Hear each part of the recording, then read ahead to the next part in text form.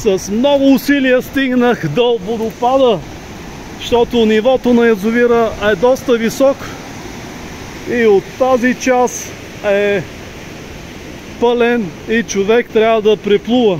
Но с лодката, с много усилия стигнах чак до тук. С каяк малко е пак възможно до някъде, но трябва да се върви. Но заради тази гледка, как да не дойде да го види човек? Коневския водопад.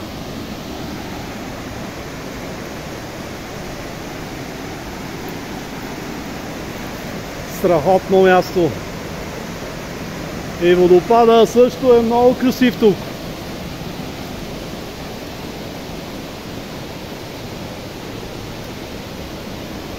Реката е доста пълноводна в момента. И водата на язовира идва чак до тук. По принцип, след няколко месеца може да се пресече преспокойно, но сега е невъзможно. Или трябва да плуваш, да минеш на другия бряг. Това е единствения подход от долната част. Да видим този красив Коневски водопад. Страхотна гледка.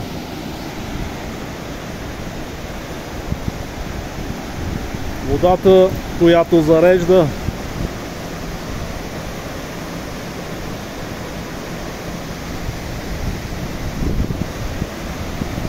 Но реката е доста пълноводна в момента.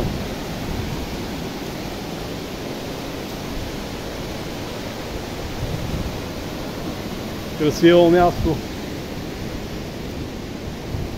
Но трябва усилия. Трябва добре да борави човек с гребането. Иначе е недостъпно.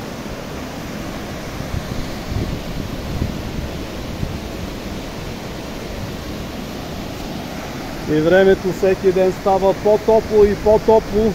И след няколко седмици до един месец вече ще става за плуване. В тези води ще плуваме, се разхлаждаме. Чакат ни само хубави моменти.